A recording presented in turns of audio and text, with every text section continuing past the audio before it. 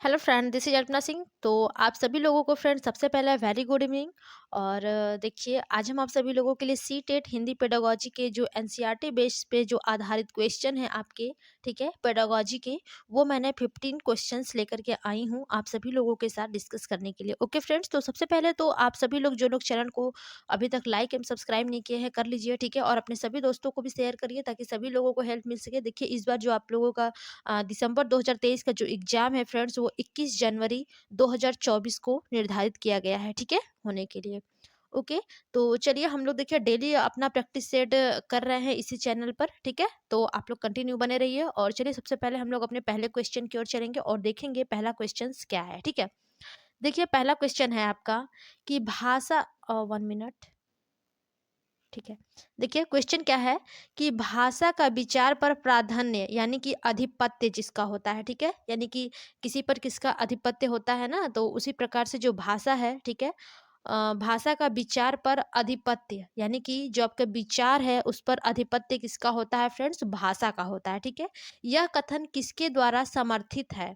Benjamin वोर्फ, दूसरा option है आपका पियाजे, वाइगोत्स्की या फिर स्किनर। तो आपको बताना है कि जो भाषा का विचार पर आधिपत्य होता है ये किसके द्वारा समर्पित किया गया है या फिर समर्थित किया गया है, ठीक है।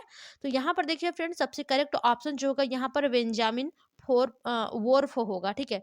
और आप लोगों को बता दें फ्रेंड्स कि जो हमारी एनसीईआरटी है, ठीक है, कौन, एनसीईआरटी,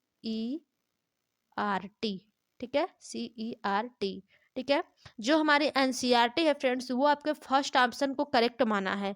लेकिन देखिए, जो भाषा पर विचार का आधिपत्य होता है, ठीक है, ये आपके वाइगोत्स्की साहब ने कहा है। लेकिन आप लोगों के देखिए एनसीईआरटी में यही माना गया है किसको, बेंजामिन वोर्फ को। तो जो करेक्ट ऑप्शन बनेगा फ्रेंड्स, वो आपका फर्स्ट ऑप्शन ही आप लोग टिक करिएगा, ओके, क्योंकि एनसीईआरटी जो है आपकी वो बेंजामिन वोर्फ को माना है ये, ठीक है, कि भाषा का जो विचार होता है उस पर आधिपत्य होता है, ठीक है, बेंजामिन वोर्फ।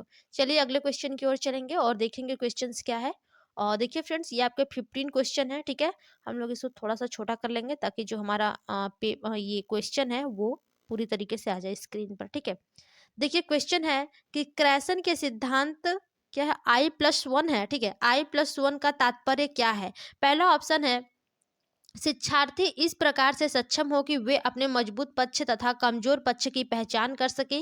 दूसरा ऑप्शन है कि भाषा तब सीखी जाती है जब शिक्षार्थियों को दूसरे व्यक्तियों से मिलने के मौके हो, ठीक है। और तीसरा ऑप्शन है कि सामग्री का स्तर शिक्षार्थियों की क्षमता के वर्तमान स्तर से कुछ ऊपर के स्तर का होना चाहिए। और फोर्थ ऑप्शन है फ्रेंड्स कि कक्षा कार्य का अभ्यास घर में करवाया जाना चाहिए। तो ऐसा बिल्कुल नहीं होता है फ्रेंड्स, ठीक है, कि कक्षा कार्य का जो कार्य है वो घर पे कराया जाए। और देखिए जो फर्स्ट ऑप्शन था आपका कि शिक्षार्थी इस प्रकार से सक्षम हो कि वे अपने मजबूत पक्ष तथा कमजोर पक्ष की पहचान कर सके, तो देखिए ऐसा बिल्कुल नहीं होता है कि शिक्षार्थी स्वयं ही अपने मजबूत पक्ष कमजोर पक्ष की पहचान कर सकते हैं, ठीक है। और दूसरा ऑप्शन क्या दिया था कि भाषा तब सीखी जाती है जब शिक्षार्थियों को दूसरे से मिलने का मौका दिया था, तो ऐसा बिल्कुल भी नहीं है, ठीक है। तो यहाँ पर जो करेक्ट ऑप्शन फ्रेंड्स बचता है, ठीक है, वो आपका ऑप्शन नंबर थर्ड ही बिल्कुल करेक्ट होगा कि सामग्री का जो स्तर है वो शिक्षार्थियों की क्षमता के वर्तमान स्तर से कुछ ऊपर स्तर का होना चाहिए, ठीक है। राइट ऑप्शन क्या हो जाएगा, ऑप्शन नंबर थर्ड बिल्कुल करेक्ट है, ओके। चलिए अगले क्वेश्चन की ओर चलेंगे फ्रेंड्स और देखेंगे क्वेश्चन आपका क्या है, ठीक है। देखिए अगला क्वेश्चन है कि बालिका, ठीक है, क्या, 1 मिनट, यहाँ से, बालिका संकोच के साथ बात करती है जिससे कई बार संप्रेषण में व्यवधान होता है। यह रूब्रिक किस बात का आकलन करेगा? यानी कि कोई बालिका है वो संकोच के साथ बात करती है, यानी कि उसमें लज्जा है, शर्म है, ठीक है, उसी के साथ वो बात करती है जिससे कई बार उसकी जो संप्रेषण कौशल है, ठीक है, संप्रेषण जो है उसके संप्रेषण कौशल उसमें व्यवधान होता है। तो ये जो रूब्रिक है ये किस बात का आकलन करेगा? पहला ऑप्शन है उच्चारण, दूसरा है व्याकरण, तीसरा है प्रवाह और चौथा है शब्द भंडार। तो देखिए फ्रेंड्स, यहाँ पर जो करेक्ट ऑप्शन होगा कि जो बालिका है वो संकोच के साथ बात करती है जिससे कई बार जो संप्रेषण है उसमें व्यवधान होता है। तो यहाँ पर उसके जो प्रभाव सॉरी जो प्रवाह है, ठीक है, जो बात करने का संप्रेषण में जो प्रवाह है उसी बात का ये आकलन करेगा। तो यहाँ पर जो राइट ऑप्शन बनेगा, प्रवाह का मतलब होता है कि आप कितने जल्दी जल्दी आप जो संप्रेषण कौशल है आप किस प्रकार से उसे किस प्रवाह के दर से बोल रहे हैं या फिर संप्रेषित कर रहे हैं, ठीक है, अपनी भाषा को, ओके। तो यहाँ पर जो राइट ऑप्शन बनेगा फ्रेंड्स, ऑप्शन नंबर थर्ड ही बिल्कुल करेक्ट हो जाएगा। चलिए अगले क्वेश्चन की ओर चलेंगे और देखते हैं आपका क्वेश्चन क्या है, ठीक है। चलिए 2 ऑप्शन आपके नीचे है, उसको हम लोग बाद में देख लेंगे, पहले क्वेश्चन देखते हैं। देखिए क्वेश्चन है कि कक्षा की एक अध्यापिका ने कक्षा में मौजूद वस्तुओं पर लेबल लगाए हुए उसने कक्षा की दीवारों पर शिक्षार्थियों के घर की भाषा में कहानियों और कविताओं के पोस्टर लगाए हैं। इस तरह से अध्यापिका क्या करना चाहती है? यानी कि कक्षा एक की अध्यापिका, ठीक है, क्लास 1 की एक टीचर है जिसने कक्षा में मौजूद वस्तुओं पर लेबल लगाए हुए हैं, ठीक है। देखिए आप जब नए सामान लेंगे उस पर लेबल लगा होता है, ठीक है। तो इसी प्रकार से जो मौजूद वस्तुएं हैं क्लास में उस पर जो अध्यापिका है, ठीक है, उसपे वो लेबल लगाए हुए हैं। उसने जो कक्षा की दीवार यानी कि जो टीचर है, ठीक है, उसने कक्षा की दीवारों पर शिक्षार्थियों के घर की भाषा में कहानियों और कविताओं की पोस्टर लगाए हैं, ठीक है। इस तरह से जो अध्यापिका है वो क्या करना चाहती है? पहला ऑप्शन है बच्चों को अंग्रेजी सीखने में मदद करना चाहती हैं। ऐसा तो देखिए फ्रेंड्स बिल्कुल नहीं होगा यहाँ पर, ठीक है, क्योंकि उसने घर की भाषाओं में जो कहानी है उसको लिखा है, तो यहाँ पर अंग्रेजी सीखने का तो कोई सवाल ही नहीं होता है, ठीक है। चलिए अगले ऑप्शन की ओर चलेंगे और देखेंगे सॉरी ऑप्शन क्या है, ठीक है। दूसरा ऑप्शन है कि मुद्रित या फिर लिखित समृद्ध परिवेश रचना चाहती है, ये हो सकता है फ्रेंड्स, ठीक है। और थर्ड ऑप्शन है कि अपनी कक्षा को सजाना चाहती है, जी नहीं, ऐसा बिल्कुल नहीं हो सकता है। चौथा है कि अपनी रचनात्मकता का प्रदर्शन करना चाहती है, ऐसा भी नहीं। तो यहाँ पर देखिए जो सबसे करेक्ट ऑप्शन होगा फ्रेंड्स वो आपका ऑप्शन नंबर सेकेंड ही बिल्कुल करेक्ट होगा कि जो अध्यापिका है, ठीक है, लिखित जो कहानी भी लिखी हुई है उसके घर की भाषाओं में, ठीक है, तो यहाँ पर उस क्या संबंध क्या यानी कि उससे क्या संबंधित है, ठीक है। 1 मिनट क्वेश्चन देख लेते हैं क्या है। अध्यापिका क्या करना चाहती है यहाँ पर, ठीक है। तो देखिए वो मुद्रित लिखित समृद्ध परिवेश रचना चाहती है, ठीक है, कि बच्चा जिधर भी देखे उसे कुछ लिखा हुआ मिले, कहानी मिले, ठीक है, जिससे कि वो अपना पढ़ सके, संप्रेषण कौशल अच्छा कर सके और कुछ सीख सके क्लास में, ठीक है। इस प्रकार से मुद्रित एवं समृद्ध परिवेश रचना चाहती है कौन फ्रेंड्स? अध्यापिका। ओके, चलिए अगले क्वेश्चन की ओर चलेंगे और देखते हैं क्वेश्चन क्या है हमारा। इसे थोड़ा-सा छोटा कर लेते हैं ताकि हमारा स्क्रीन पर जो क्वेश्चन है वो पूरी तरीके से आ जाए। क्वेश्चन है कि कक्षा 3 की अध्यापिका अपने विद्यार्थियों के वाचन कौशल का आकलन करना चाहती है, ठीक है? जो कक्षा 3 की अध्यापिका है फ्रेंड्स वो अपने विद्यार्थियों के जो वाचन कौशल है, ठीक है? जो बोलने की कौशल है उसकी वाचन कौशल उसका आकलन करना चाहती है। तो कौन-सी गतिविधि उपयुक्त नहीं है? देखिए नॉट वाले क्वेश्चन पूछे गए हैं फ्रेंड्स, थोड़ा-सा ध्यान दीजिएगा। कौन-सी उपयुक्त गतिविधि नहीं है? पहला ऑप्शन है आपका बच्चों को पढ़ी गई सामग्री से शब्दों के अर्थ बताने के लिए कहना, ठीक है। और दूसरा ऑप्शन है अपने प्रिय भोज्य पदार्थों का नाम बताने के लिए कहना। देखिए अगर वो भोज्य पदार्थ बताएगा, ठीक है, तो उसकी वाचन कौशल जो है उसका आकलन यहाँ पर अच्छे से हो जाएगा, ठीक है। तो ये तो बिल्कुल करेक्ट है। सेकंड थर्ड ऑप्शन है कि बच्चों को अपने आपका, ठीक है, 4-5 वाक्यों में परिचय देने के लिए कहना है। अगर देखिए जब बच्चे 4-5 वाक्यों में अपना परिचय देंगे तो यहाँ पर उनके वाचन कौशल का आकलन हो जाएगा, ठीक है। और फोर्थ ऑप्शन है कि दिखाए गए चित्र का 3 वाक्यों में वर्णन के लिए कहना है। यहाँ पर देखिए फ्रेंड जहाँ पर वर्णन करना है, परिचय देना है, ठीक है, नाम बताना है, यहाँ पर आप जो बच्चे हैं उनके वाचन कौशल का जो आकलन है वो आप अच्छी प्रकार से कर सकते हैं। लेकिन देखिए यहाँ पर क्या है फर्स्ट ऑप्शन में कि बच्चों को पढ़ी गई सामग्री से शब्दों के अर्थ बताने के लिए कहना। देखिए जब बच्चों से आप शब्द का अर्थ बताने के लिए कहेंगे तो वो जाहिर सी बात है कि उसके जो कौशल है उसका आप आकलन नहीं कर पाएंगे यहाँ पर, क्योंकि देखिए बहुत से बच्चे होते हैं कि सबको सब चीज नहीं आता है, ठीक है। आप कोई भी मान लीजिए एक वाक्य दे रहे हैं, ठीक है, उसका अर्थ बताने के लिए कह रहे हैं तो बच्चा सोचेगा विचारेगा तभी वो बताएगा। लेकिन आप जैसे उसको अपना परिचय देने के लिए बताएंगे, ठीक है, या फिर कोई चित्र है उसके वाक्य का वर्णन करने के लिए देंगे या फिर भोज्य पदार्थों के नाम बताने के लिए, इन तीनों में से कुछ भी आप कहेंगे, जो बच्चा है वो फटाफट से अपनी जो उसकी बोलने की क्षमता है या फिर जो बोलने का उसका कौशल है वो बेहतरीन तरीके से आपके सामने उपलब्ध कर देगा, जिससे कि आप उसके जो वाचन कौशल का जो आकलन है वो अच्छी प्रकार से कर लेंगे। लेकिन अगर नहीं कर पाएंगे तो वो आपका फर्स्ट ऑप्शन होगा और यही आपसे पूछा है जो नहीं है, ठीक है। तो राइट ऑप्शन आपका क्या हो जाएगा? फर्स्ट हो जाएगा, क्योंकि देखिए यही उपयुक्त गतिविधि नहीं है। तो यहाँ पर राइट ऑप्शन क्या होगा? आपका ऑप्शन नंबर फर्स्ट बिल्कुल करेक्ट होगा, ठीक है।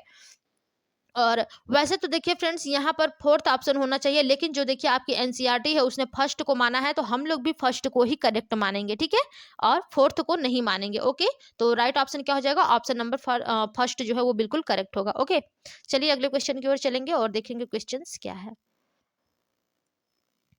देखिए आपका अगला क्वेश्चन है कि भाषा कौशलों के संबंध में कौन सा कथन सही है, ठीक है। भाषा कौशल के संबंध में कौन सा कथन सही है? यहाँ पर देखिए जो करेक्ट है, ठीक है, और जो ट्रू है उसको पूछा गया है। पहला ऑप्शन है श्रवण और पठन उत्पादन कौशल है। दूसरा ऑप्शन है आपका कि श्रवण और वाचन ग्राह्य कौशल है। तीसरा ऑप्शन है कि श्रवण उत्पादन कौशल है पर पठन ग्राह्य कौशल है। चौथा ऑप्शन है कि श्रवण ग्राह्य है जबकि वाचन जो है वो उत्पादक कौशल है। तो सबसे पहले फ्रेंड्स आप लोग जान लीजिए कि जो भाषा के कौशल होते हैं वो 4 होते हैं, ठीक है, जिन्हें हम किसके नाम से जानते हैं? सु, बो, प, ली, ठीक है, सुबोपली के नाम से हम जानते हैं। ये हमारे भाषा कौशल के 4 कौशल होते हैं, ठीक है। पहला सु से होता है सुनना, बो से होता है बोलना, प से होता है पढ़ना, ली से होता है लिखना। तो देखिए फ्रेंड्स, जब आप सुनेंगे और पढ़ेंगे, ठीक है, तो ये आपके ग्राह्य कौशल होते हैं, ठीक है। सुनना और पढ़ना जो है वो क्या होता है? ग्राह्य कौशल होता है, ठीक है। और 1 मिनट, ये क्या हो रहा है भाई? ओके, देखिए जो सुनना और पढ़ना होता है वो ग्राह्य कौशल होता है, और जो बोलना और लिखना होता है, ठीक है, उससे अभिव्यक्त्यात्मक कौशल होता है। यानी कि आप कोई भी चीज अभिव्यक्त कर सकते हैं बोल करके, लिख करके। लेकिन आप किसी की बातों को सुन रहे हैं या फिर स्वयं से कोई बुक पढ़ रहे हैं, तो उससे आप जो भी कुछ है उसको आप ग्रहण कर रहे हैं, ठीक है। तो यहाँ पर पूछा गया है आपसे कि भाषा कौशलों के संबंध में कौन सा कथन सही है। ध्यान दीजिएगा, जो सु है, प है, सुनना पढ़ना, ये ग्राह्य कौशल है, और जो बो है यानी कि बोलना और लिखना, ये क्या है? अभिव्यक्त्यात्मक कौशल है। तो देखिए आपसे ऑप्शन पूछा गया है फ्रेंड्स कि कौन सा यहाँ पर करेक्ट है, ठीक है, भाषा कौशल के संबंध में। सबसे पहले देखिए, जो श्रवण होता है और पठन होता है ये उत्पादक कौशल। देखिए जो श्रवण है यानी कि सुन करके ये या फिर पढ़ करके, ठीक है, ये क्या होता है? उत्पादन कौशल होता है, जो कि सुन करके पढ़ करके। देखिए फ्रेंड्स, ये ग्राह्य कौशल होता है, ठीक है, न कि उत्पादन कौशल होता है। ये तो आपका माइनस हो गया, ठीक है। दूसरा ऑप्शन है कि श्रवण और वाचन ग्राह्य कौशल है। देखिए सुन करके और वाचन यानी कि बोल करके, ये ग्राह्य कौशल होते हैं, ठीक है। यहाँ पर देखिए फ्रेंड्स, ये जो श्रवण है ये तो ठीक है, लेकिन वाचन जो होता है वो बोलना, ये तो नहीं होगा। तीसरा ऑप्शन है कि श्रवण उत्पादक कौशल है पर पठन ग्राह्य कौशल है। देखिए सुनना और पढ़ना, ठीक है, ये दोनों ही फ्रेंड्स ग्राह्य कौशल है, ठीक है, उत्पादन नहीं है, तो ये भी आपका नहीं होगा। चौथा है कि श्रवण ग्राह्य कौशल है जबकि वाचन उत्पादक कौशल है। तो देखिए फ्रेंड्स, यहाँ पर जो श्रवण है ये ग्राह्य कौशल बिल्कुल है, लेकिन जो वाचन है वो जो बोलना है, ठीक है, ये भी आपका उत्पादक कौशल है। यानी कि सबसे जो करेक्ट ऑप्शन होगा आपका ऑप्शन नंबर 4 ही बिल्कुल करेक्ट होगा। लेकिन आप लोग एक चीज ध्यान दीजिएगा कि यहाँ पर देखिए करेक्ट तो आपका 4th ऑप्शन है, ठीक है, लेकिन देखिए जो वैसे हाँ हाँ ठीक है, जो श्रवण है ग्राह्य कौशल है, और जबकि जो वाचन है बोलना वो उत्पादक कौशल है, ठीक है, अभिव्यक्त्यात्मक जिसे हम कहते हैं। तो आपका करेक्ट आपका 4th ऑप्शन ही होगा। वैसे देखिए एनसीईआरटी भी फ्रेंड्स आपकी 4th ऑप्शन को ही सही मानी है, ठीक है, लेकिन ये जो भाषा कौशल के संबंध में कौन सा कथन सही है, तो इसके अनुसार आपका लगभग सेकेंड ऑप्शन होना चाहिए, लेकिन आप लोग इसको ध्यान मत दीजिएगा क्योंकि जो आपकी एनसीईआरटी मानी है उसी को आप लोग सही करिएगा। तो यहाँ पर जो 4th ऑप्शन है वही बिल्कुल करेक्ट होगा, ठीक है। काफी टाइम लग गया इस क्वेश्चन को सॉल्व करने में। चलिए अब हम लोग जल्दी जल्दी थोड़ा सा करेंगे, ठीक है। देखिए अगला क्वेश्चन है आपका, थोड़े से लॉन्ग क्वेश्चन फ्रेंड्स सीटेट में आते हैं, ध्यान दीजिएगा। क्वेश्चन है कि भाषा की कक्षा में अध्यापिका बच्चों को एक गतिविधि करवाती है जिसमें विद्यार्थी पाठ्य सामग्री की ओर दौड़ कर जाते हैं, यानी कि दौड़ करके जाते हैं, ठीक है।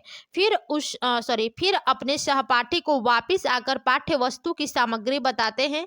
इस गतिविधि को क्या कहा जाएगा? क्वेश्चन है आपसे, ध्यान दीजिएगा कि भाषा की कक्षा में अध्यापिका बच्चों को एक गतिविधि करवाती है, ठीक है, यानी कि जो भाषा की कक्षा उसमें एक अध्यापिका है जिसमें बच्चों से गतिविधि करवाती है, यानी कि कार्य करवाती है, जिसमें जो विद्यार्थी है वो पाठ्य सामग्री की ओर दौड़ करके जाते हैं, ठीक है। फिर अपने सहपाठी को वो वापिस आकर के पाठ्य वस्तु की सामग्री बताते हैं। इस गतिविधि को क्या कहा जाएगा? पहला ऑप्शन है रनिंग टेक्स्ट, दूसरा है रनिंग श्रुतलेख, तीसरा है आपका डम्ब सिरोज, और चौथा है आपका जिक्सॉ डिक्टेशन, ठीक है। तो यहाँ पर देखिए जो करेक्ट ऑप्शन होगा फ्रेंड्स वो आपका होगा रनिंग श्रुत लेख, ठीक है, यानी कि सुन करके, ठीक है। यहाँ पर बताया गया है ना कि देखिए कहा गया कि जब विद्यार्थी पाठ्य सामग्री की ओर दौड़कर जाते हैं फिर अपने सहपाठी को वापस आकर पाठ्य वस्तु की सामग्री बताते हैं, यानी कि वो रनिंग दौड़ करके आते हैं, रनिंग, लेकिन वो सुन रहे हैं, ठीक है, सुन करके लिख रहे हैं अपनी पाठ्य सामग्री को। तो यहाँ पर रनिंग श्रुत लेख होगा, ठीक है। राइट ऑप्शन जो होगा फ्रेंड्स ऑप्शन नंबर 2 है, बिल्कुल करेक्ट। चलिए अगले क्वेश्चन की ओर चलेंगे और देखते हैं क्वेश्चंस क्या है, ठीक है। देखिए क्वेश्चन है कि एक ऐसा गत्यात्मक वैकल्य, ठीक है, एक ऐसा गत्यात्मक वैकल्य जो ध्वनि पैदा करने के लिए जीभ और होठ के समन्वय को प्रभावित करता है, कहलाएगा। पहला ऑप्शन है आपका डिस्प्रक्सिया, दूसरा है डिस्फ्रेजिया, तीसरा है डिस्थ्रिया और चौथा है डिस्कैलकुलिया। तो देखिए फ्रेंड्स, यहाँ पर जो क्वेश्चन आपसे पूछे गए हैं कि एक ऐसा गत्यात्मक कौशल जो ध्वनि पैदा करने के लिए जीभ और होठ के समन्वय को प्रभावित करता है, ये क्या कहलाएगा? तो ये देखिए फ्रेंड्स, ये आपका डिस्थ्रिया कहलाएगा, ठीक है। जो इस प्रकार के गत्यात्मक कौशल होते हैं जो ध्वनि पैदा करने के लिए जीभ और होठ के समन्वय को प्रभावित करता है, उसे क्या कहा जाता है? डिस्थीरिया कहा जाता है, ठीक है। तो थर्ड ऑप्शन जो है वो बिल्कुल करेक्ट होगा। आइए अगले क्वेश्चन की ओर चलेंगे। क्या है देखते हैं, क्वेश्चन देखेंगे फिर ऑप्शन नीचे देख लेंगे, ठीक है। क्वेश्चन है कि निपुण, ठीक है, निपुण इसका फुल फॉर्म है the national initiative for achieving foundational skill का मुख्य केंद्र किस पर है? आपको बताना है कि जो निपुण है उसका मुख्य केंद्र किस पर है। चलिए आइए हम लोग अपने ऑप्शन देख लेंगे, फोर्थ यानी कि चारों ऑप्शन, ठीक है। पहला ऑप्शन है पठन वाचन लेखन श्रवण और संख्या बोध, दूसरा ऑप्शन है पठन और लेखन, तीसरा है पठन लेखन और अंक गणित, चौथा ऑप्शन है आपका समझ के साथ पठन और बोध, सॉरी संख्या बोध, ठीक है। तो यहाँ पर देखिए जो निपुण आपसे पूछा गया है फ्रेंड्स, ठीक है, इसका मुख्य केंद्र जो, ठीक है, वो किस पर है? तो वो देखिए जो आपका राइट ऑप्शन होगा वो ऑप्शन नंबर फोर्थ होगा कि समझ के साथ पठन और संख्या बोध जो होता है, यही निपुण जो है, ठीक है, निपुण भारत बनाया गया है जिसे, उसका देखिए मुख्य केंद्र इसी पर है कि समझ के साथ जो बच्चे हैं उनके पठन में और संख्या जो बोध होता है वो विकसित किया जाए, ठीक है। तो यही आपका फोर्थ ऑप्शन बिल्कुल करेक्ट होगा। आइए अगले क्वेश्चन की ओर चलेंगे, देखेंगे क्या है। देखिए अगला क्वेश्चन है कि निम्नलिखित में से कौन सा भाषा परीक्षण विद्यार्थी की किसी विशिष्ट कार्य से संबंधित उस उपलब्धि का मापन करता है जिसकी उसे बाद में इस्तेमाल करने की आवश्यकता है, ठीक है, इस्तेमाल की आवश्यकता है। पहला ऑप्शन है वस्तुनिष्ठ परीक्षण, दूसरा सक्षमता परीक्षण, तीसरा है निपुणता परीक्षण, चौथा है उत्पादक परीक्षण। तो एक बार हम लोग फिर से क्वेश्चन की ओर चलेंगे फ्रेंड्स, देखेंगे क्या है। देखिए क्वेश्चन पूछा गया है कि कौन सा भाषा परीक्षण विद्यार्थी की किसी विशिष्ट कार्य से संबंधित उस उपलब्धि का मापन करता है जिसकी उसे बाद में इस्तेमाल की आवश्यकता होती है, यानी कि विशिष्ट कार्य से संबंधित जो उपलब्धि होती है, ठीक है, उसका मापन करता है जिसकी बाद में इस्तेमाल की आवश्यकता होती है, ठीक है। तो आपको बताना है कौन सा ऐसा परीक्षण है, ठीक है, जिससे ऐसा हो सकता है। तो ये देखिए आपका निपुणता परीक्षण जो है यही आपका सबसे करेक्ट यहाँ पर होगा, ठीक है, इसका बाद में आप इस्तेमाल की आवश्यकता होती है, ठीक है। तो यहीं पर होगा निपुणता परीक्षण, ओके, राइट ऑप्शन थर्ड होगा। आइए अगले क्वेश्चन की ओर चलेंगे और देखेंगे क्वेश्चंस क्या है। देखिए फ्रेंड्स अगला क्वेश्चन है आपका कि कक्षा के 4 शिक्षार्थियों के लेखन कौशल का मूल्यांकन करने के लिए परीक्षण तकनीक इस प्रकार की होनी चाहिए कि वह शिक्षार्थी की इस बात का आकलन कर सके कि वह, यानी कि जो कक्षा 4 के शिक्षार्थी है फ्रेंड्स, वो लेखन कौशल का मूल्यांकन करने के लिए परीक्षण तकनीक, ठीक है, परीक्षण तकनीक इस प्रकार की होनी चाहिए कि वह शिक्षार्थी की इस बात का आकलन कर सके कि वह, पहला ऑप्शन है श्रुत लेख कर सकता है, दूसरा है अच्छी लिखावट में उत्तर लिख सकता है, तीसरा है युक्ति संगत और व्यवस्थित रूप से विचार अभिव्यक्त कर सकता है और चौथा आपका लास्ट ऑप्शन है कि प्रश्नों को समझकर अपने उत्तर लिख सके। तो देखिए फ्रेंड्स यहाँ पर जो सबसे करेक्ट ऑप्शन होगा वो आपका ऑप्शन नंबर थर्ड होगा कि युक्ति संगत और व्यवस्थित रूप से विचार अभिव्यक्त कर सके, ठीक है। आपसे पूछा ही देखिए गया है कि वह शिक्षार्थी की इस बात का आकलन कर सके कि, ठीक है, वह युक्ति संगत और व्यवस्थित रूप से विचार अभिव्यक्त कर सके। यहाँ पर थर्ड ऑप्शन आपका बिल्कुल करेक्ट हो जाएगा। आइए अगले क्वेश्चन की ओर चलेंगे। देखिए आपका अगला क्वेश्चन है कि लोगों का एक समूह जो भाषा के प्रयोग के संबंध में भाषिक मानकों के एक प्रतिमान यानी कि सेट को समझा जा सकता है, क्या कहलाता है, ठीक है। देखिए क्वेश्चन क्या है कि लोगों का एक समूह जो भाषा के प्रयोग के संबंध में भाषिक मानकों के एक प्रतिमान यानी कि जो सेट होता है, ठीक है, एक सेट को साझा करता है, क्या कहलाता है। पहला ऑप्शन है भाषा रजिस्टर यानी कि भाषा प्रयुक्ति, दूसरा है वाक समुदाय, तीसरा है बोली समुदाय और चौथा है वाक रजिस्टर यानी कि प्रयुक्ति। ओके, तो यहाँ पर देखिए फ्रेंड जो सबसे करेक्ट ऑप्शन होगा ये हो जाएगा आपका वाक समुदाय, यानी कि ऑप्शन नंबर सेकेंड होगा बिल्कुल करेक्ट, ठीक है। आइए अगले क्वेश्चन की ओर चलेंगे फ्रेंड्स। देखिए आपका जो अगला क्वेश्चन है वो क्या कहता है कि, थोड़ा सा बड़ा, ठीक है। देखिए क्वेश्चन कहता है आपका अगला कि पठन बोध का संवर्धन करने के लिए अध्यापक को कौन सा लेखन कार्य देना चाहिए। क्वेश्चन को समझिएगा फ्रेंड्स कि जो पठन बोध है, ठीक है, इसका संवर्धन करने के लिए अध्यापक को कौन सा लेखन कार्य देना चाहिए। पहला ऑप्शन है पठन सामग्री में पढ़े गए शब्दों का श्रुत लेख करवाना। ऐसा बिल्कुल नहीं होना चाहिए फ्रेंड्स, लेखन कार्य की बात की जा रही है, ठीक है, तो श्रुत लेख का तो बात ही नहीं यहाँ पर होता है। दूसरा ऑप्शन है कि विद्यार्थी को पढ़ी गई सामग्री का सारांशीकरण करने के लिए कहना। ठीक है, यहाँ पर देखिए लेखन कार्य देना है, तो यहाँ पर आप जो पढ़ी गई कहानी उसको आप सारांश करने के लिए बच्चों को दे सकते हैं। चलिए तीसरा और चौथा भी देख लेंगे क्या है, शायद इससे उपयुक्त आपका थर्ड और फोर्थ में मिल जाए। ऑप्शन है थर्ड कि किसी सामग्री को पढ़ते समय उसमें आए कठिन शब्दों का अर्थ कंठस्थ करने के लिए कहना। देखिए यहाँ पर रट्टाफिकेशन हो गया, कंठस्थ करना, ठीक है, ये आपका गलत हो जाएगा, निगेटिव ऑप्शन है। फोर्थ ऑप्शन है कि किसी सामग्री को पढ़ते समय उसमें आए नए शब्दों से वाक्य बनाने के लिए कहना, ये भी नहीं। तो जो सबसे उपयुक्त आंसर होगा फ्रेंड्स वो आपका ऑप्शन नंबर सेकंड यहाँ पर बिल्कुल सही होगा कि जो विद्यार्थी हैं, ठीक है, इनको पढ़ाई गई सामग्री का सारांशीकरण करने के लिए कहना।